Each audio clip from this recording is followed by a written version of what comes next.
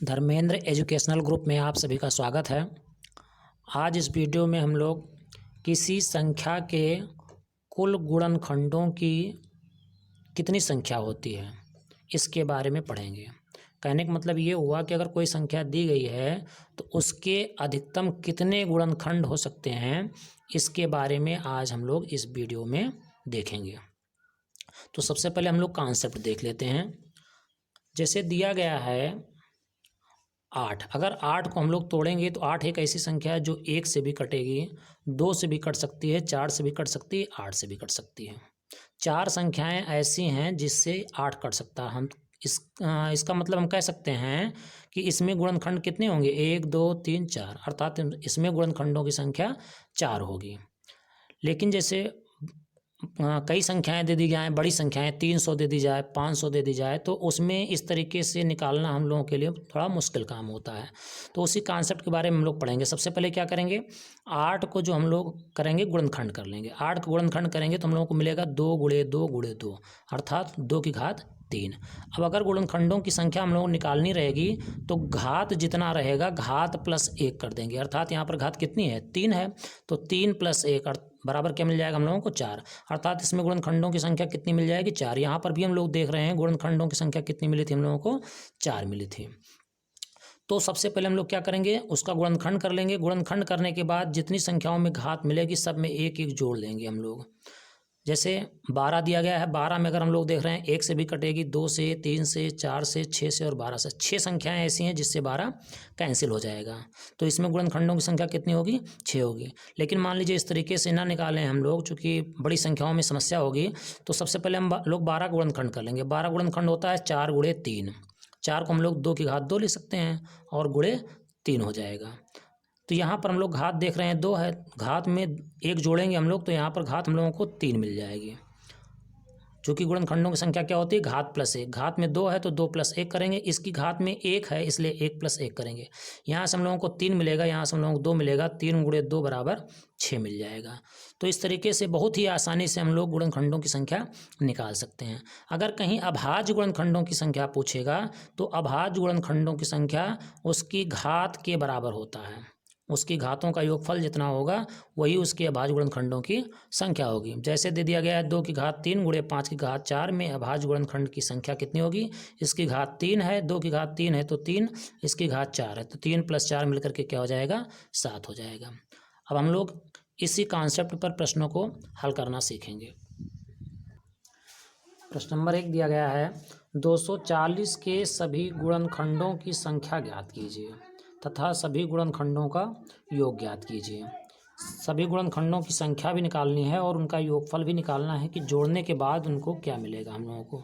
हम लोगों को करना क्या है इसमें, सबसे पहले 240 का हम लोग गुणनखंड कर लेंगे। 240 का अगर हम लोग गुणनखंड करेंगे तो देखिए 240 को अगर हम लोग 2 से कैंसिल करेंगे तो मिलेगा हम लोगों को 2 × 1 = 2, 120 मिलेगा। इस तरीके से फिर 2 से कैंसिल करेंगे तो हम लोगों को 60 मिलेगा, फिर 2 से कैंसिल करेंगे 30 मिलेगा, फिर 2 से कैंसिल करेंगे हम लोगों को 15 मिलेगा, फिर 2 से कैंसिल नहीं होगा 3 से लेके जाएंगे हम लोग तो हम लोगों को 5 मिलेगा, फिर 5 से लेकर के जाएंगे हम लोग तो हम लोग क्या मिलेगा, 1 मिलेगा। अर्थात इसके गुणनखंड कुल कितने हुए, 2 गुणे 2 गुणे 2 गुणे 2 गुणे 3 गुणे 5 गुणे 3 गुणे 5 इतने हुए। अर्थात इसको हम लोग क्या ले सकते हैं, इसको अगर हम लोग लिखना चाहें तो लिख सकते हैं 2 की घात में 4 गुणे 3 गुणे 5 ले सकते हैं। ये 240 का कुल गुणनखंड होगा।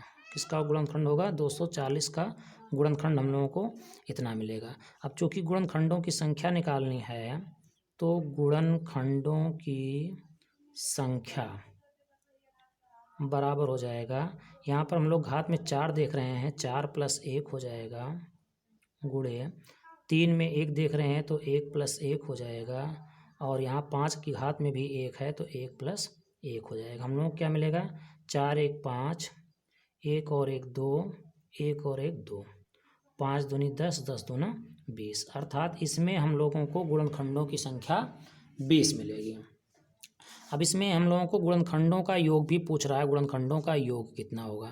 तो गुणनखंडों का योग निकालने के लिए देखिए हम लोग क्या करेंगे, यहाँ पर 2 की घात 4 लिखा हुआ है तो हम लोग यहाँ 4 2 की घात 0 से स्टार्ट करेंगे और 2 की घात 4 तक जाएंगे।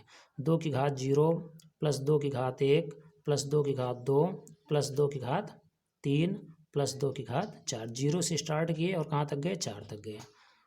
फिर गुणे का चिन्ह है, गुणे 3। 3 केवल लिखा है कि इसकी घात 1 है तो 0 और प्लस में 3 की घात 1। गुणे में 5 है तो 5 की घात 0 प्लस 5 की घात 1। अब यहाँ पर इसको अगर हम लोग जोड़ेंगे, इसको जोड़ने के बाद ये हम लोगों को मिलेगा 16, 8 24, 24 4 28, 28 2 30, 30 1 31 मिलेगा। 31 मिलेगा, यहाँ से हम लोगों को 4 मिलेगा और यहाँ से हम लोगों को 6 मिलेगा। अर्थात इन तीनों को गुणा कराने पर हम लोगों को मिलेगा 744। तो अगर योगफल निकालने की बात करेगा, गुणनखंडों का योग ज्ञात कीजिए, तो इस तरीके से गुणनखंडों का योग निकाल करके भी हम लोग दिखा सकते हैं। अगला प्रश्न दिया गया है 300 के सभी गुणनखंडों की संख्या एवं उनके योग ज्ञात कीजिए। यहाँ पर भी हम लोगों को गुणनखंडों की संख्या और उनका योग निकालना है।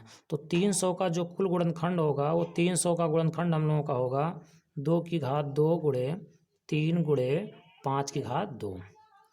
अभी पीछे जैसे बताया गया वैसे गुणनखंड हम लोग करेंगे तो इतना हम लोगों को मिलेगा।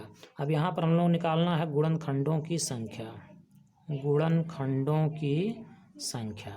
तो हम लोग यहाँ पर क्या करेंगे, घात में 2 है, 2 1 करेंगे तो 3 मिलेगा। यहाँ घात में 1 है, 1 में 1 जोड़ेंगे 2 मिलेगा। यहाँ घात में 2 है, 1 जोड़ेंगे तो 3 मिलेगा। इसको हल करेंगे हम लोग, 3 दूनी 6, 6 तिहाई 12। अर्थात यहाँ पर गुणनखंडों की संख्या हम लोगों को क्या मिल जाएगा, 12 मिल जाएगा। इसमें गुणनखंडों की संख्या 12 होगी। और अगर योग निकालना है गुणनखंडों का योग, तो योग निकालने के लिए हम लोग क्या करते हैं, यहाँ 2 की पावर 2 है तो 0 से स्टार्ट करेंगे, 2 की पावर 0 प्लस 2 की पावर 1 प्लस 2 की पावर 2 इंटू यहाँ 3 की पावर 1 है तो 3 पावर 0 प्लस 3 की पावर 1 इंटू 5 पावर 2 है तो 5 की पावर 0 प्लस 5 की पावर 1 प्लस 5 की पावर 2। इसको अगर हम लोग सॉल्व करेंगे तो मिलेगा हम लोगों को 2 दूना 4, 4 2 6, 6 1 7 मिलेगा। गुणे में यहाँ करेंगे तो हम लोगों को 4 मिलेगा और यहाँ पर हम लोगों को 25 30 31 31 मिलेगा। और इसको हम लोग मल्टीप्लाई कराएंगे तो हम लोगों को मिलेगा 868। अर्थात यहाँ पर जो योगफल हम लोगों को मिल रहा है वो 868 मिल रहा है। अगला प्रश्न दिया गया है 1728 के सभी गुणनखंडों की संख्या ज्ञात कीजिए। तो 1728 का अगर हम लोग गुणनखंड करेंगे तो 1728 गुणनखंड हम लोग मिलेगा 2 की घात 6 गुणे 3 की घात 3 मिलेगा। अब चूंकि हम लोगों को गुणनखंडों की संख्या निकालनी है तो गुणनखंडों की संख्या बराबर हो जाएगा हम लोगों को घात प्लस 1 करते हैं। यहाँ घात 6 है, 6 प्लस 1 करेंगे हम लोग और गुणे यहाँ पर भी घात में 3 है, 3 प्लस 1 करेंगे। यहाँ पर हम लोगों को मिलेगा 7 गुणे 3 1 4, 7 गुणे 4 कितना हम लोग मिल जाएगा 28। अर्थात यहाँ पर हम लोग देख रहे हैं गुणनखंडों की संख्या हम लोगों को 28 मिल रही है। अगले प्रश्न में दिया गया है 13 की घात 2 गुणे 7 की घात 5 गुणे 3 की घात 8 के अभाज्य गुणनखंडों की संख्या ज्ञात कीजिए। अभी तक हम लोग पढ़ रहे थे गुणनखंडों की संख्या, लेकिन यहाँ पर अभाज्य गुणनखंडों की संख्या कह रहा है।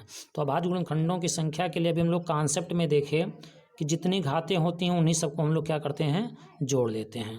तो अभाज्य गुणनखंड की संख्या, अभाज्य गुणनखंड की संख्या निकालने के लिए हम लोग क्या करेंगे, घात जितनी है सब जोड़ लेंगे। 2 और इसके बाद घात 5 में है, फिर घात कितनी है 8 है। इसको हम लोग जोड़ेंगे 5 2 7 8 7 15। अर्थात यहाँ पर अभाज्य गुणनखंडों की संख्या हम लोगों को क्या मिलेगी, 15 मिलेगी। तो यहाँ पर हम लोग देख रहे हैं कि ऐसे प्रश्नों को हम लोग बहुत ही कम समय में बहुत ही आसानी से हल कर पा रहे हैं। तो इसी तरीके से प्रश्न हम आप लोगों को आगे वीडियो में लाते रहेंगे। आप लोग इस वीडियो को बराबर देखते रहिए।